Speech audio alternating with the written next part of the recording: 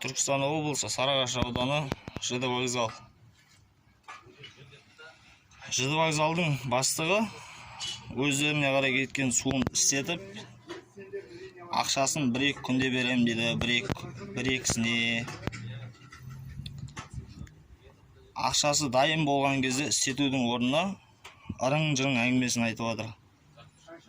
Түркістан облысы Сарыағаш ауданы ЖД вокзал. Неге ақшаларың бар кезінде дайындамайсыңдар, соның бәрін істетпейсіңдер?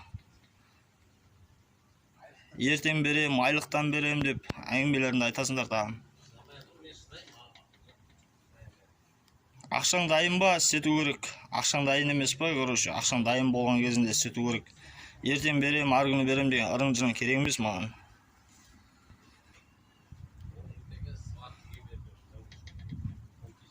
Осыны қолға алатын адам бар ма екен жоғарыда?